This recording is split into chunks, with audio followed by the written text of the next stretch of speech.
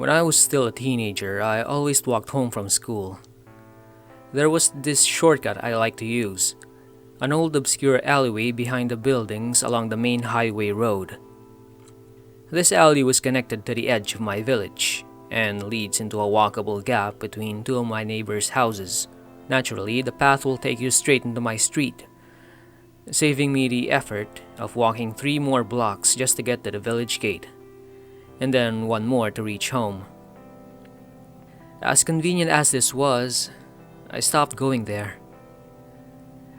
You see, there was this incident that happened involving me, my neighbor, and something.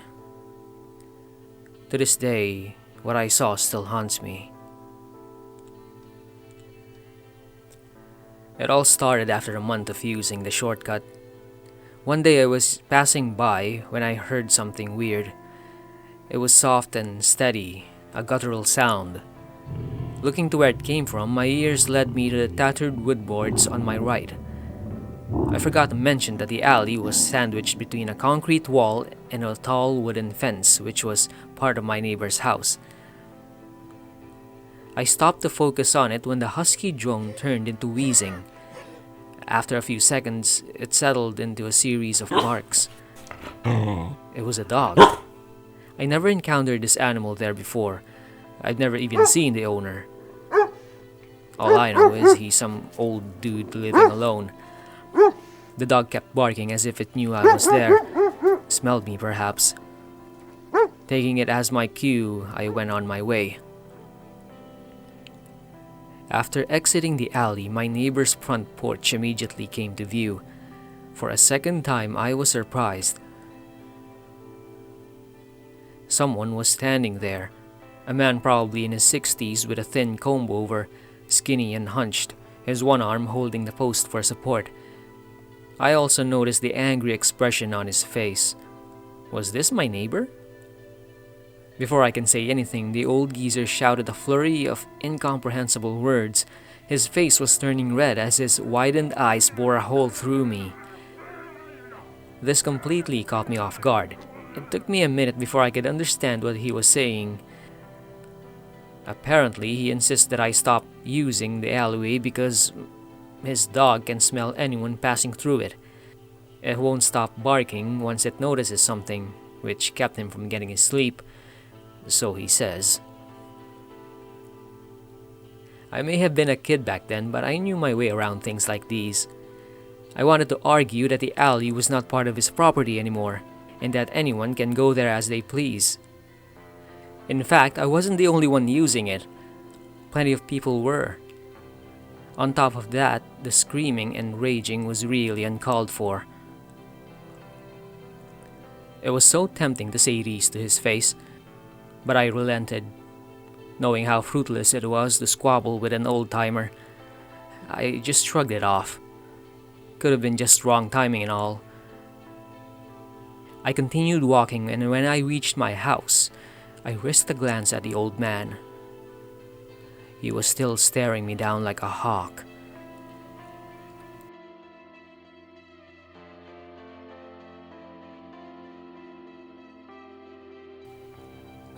Later that night, I asked my mom about our neighbor. I explained what happened, and she said I should be understanding of old people's moods. She's only seen the man a few times outside, possibly because old age limited his movements, and it must have been lonely in that house, so it was good he bought a dog. She finished the conversation by asking me to simply go around the block and avoid agitating the poor old man. One part of me was irate, and the other part knew she had a point.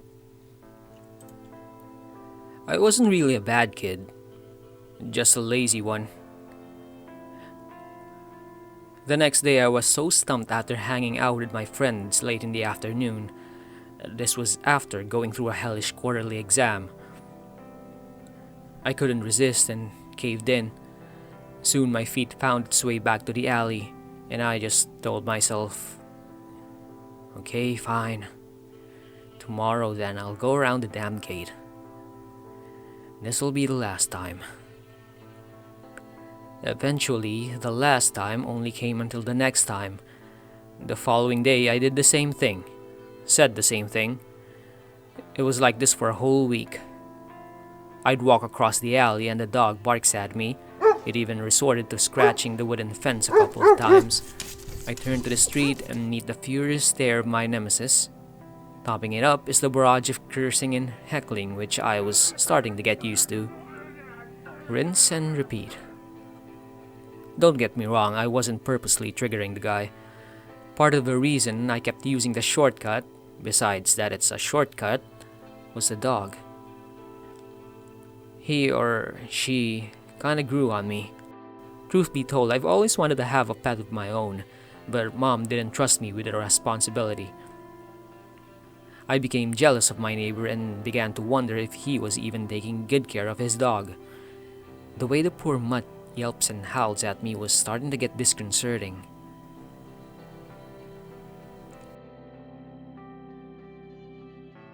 One day I was walking in the alley as usual when a glint of light between two of the boards caught my eye. Moving in closer, I saw there was a crack on the wood. Albeit small, it was enough to see the other side of the fence. I bent over and peered, my face close enough that I could smell the wood. I smiled. There, a few feet from the fence, stood the dog. It was thinly furred and short-eared. With its everyday persistence, it managed to scratch a hole on the fence. In hindsight, I should have considered how this was possible. The smile I had died into a frown after realizing the dog probably couldn't see me back. What's weird though is that it just sat there, facing me, unflinching like it was waiting for me to make a move. It wasn't even doing the routine barking anymore. A minute of idleness had passed when I remembered.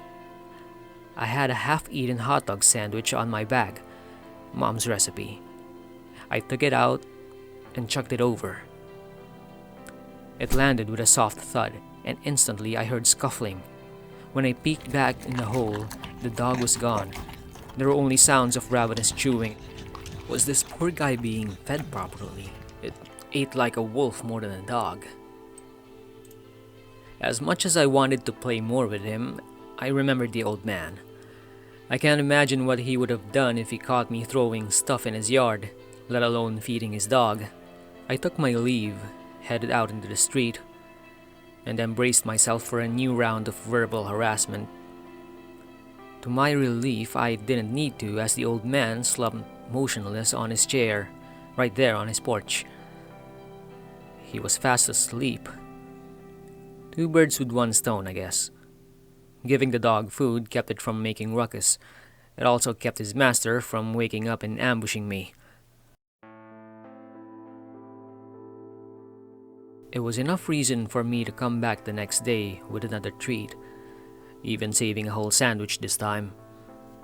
Upon my arrival, the alley was silent. Strange that the dog didn't sense my presence this time. Peeping through the crack, I could see no sign of him, only the blank wall of the house.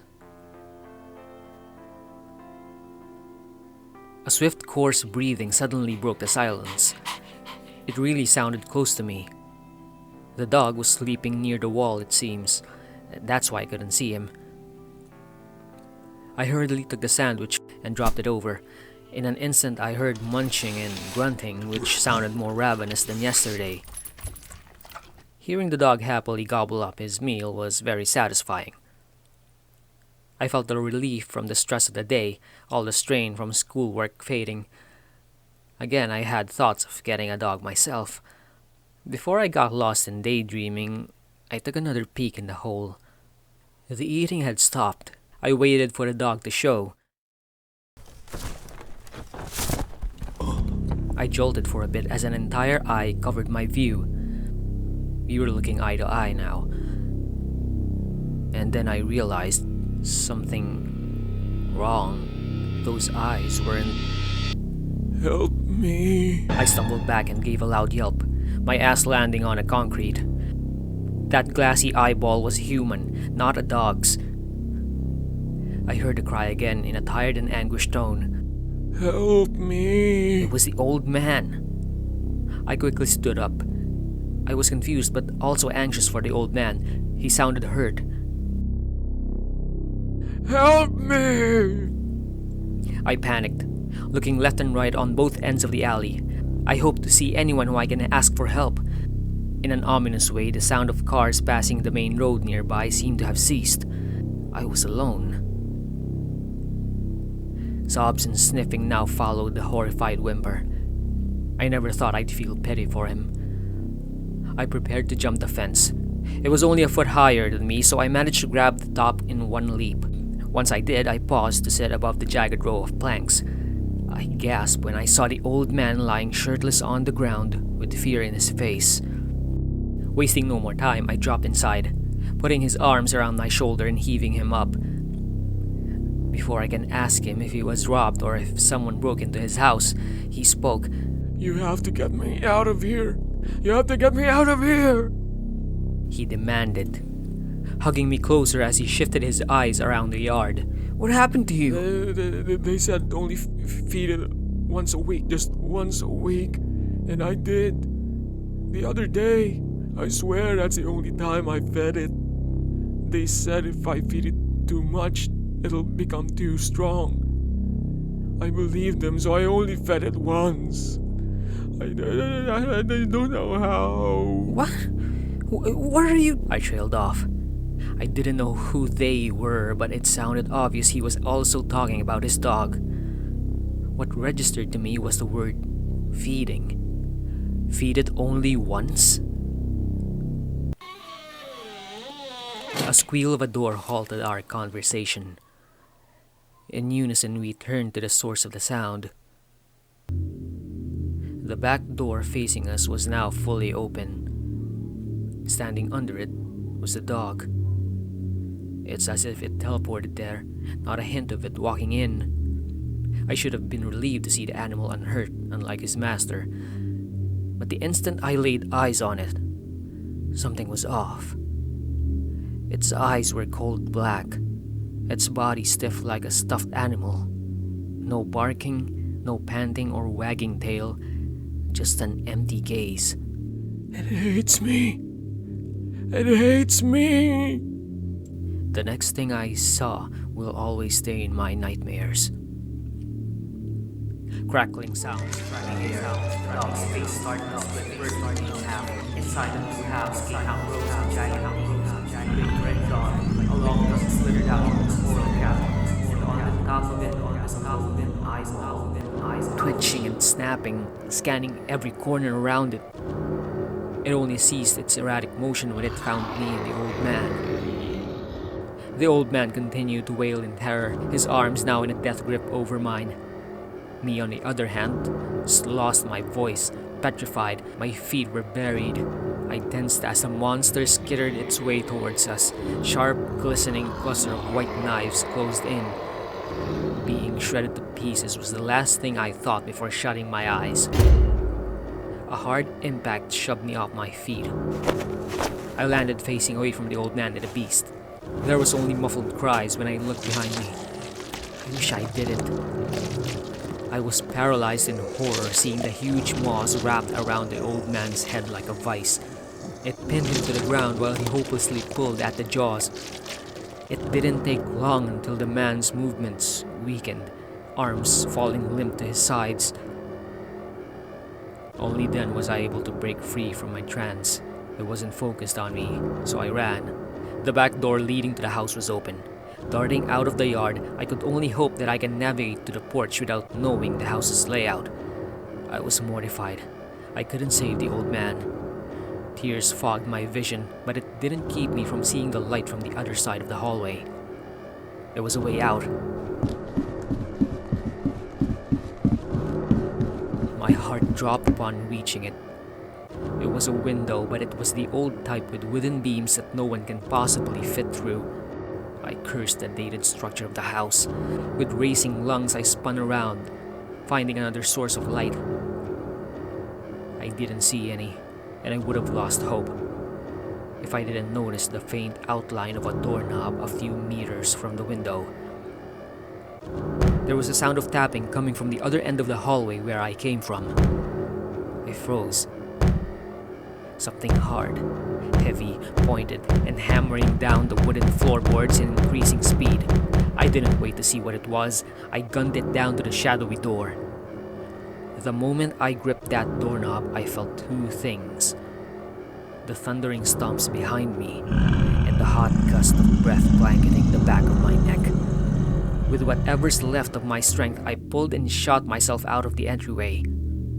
I stumbled and rolled over the lawn. With fumbling tenacity, I rose again, continued my escape. Far from that damned house, that damned monster. Relentingly, I looked back to make sure it wasn't following me. There was no one-eyed beast. Only a normal dog standing on a porch, looking at me.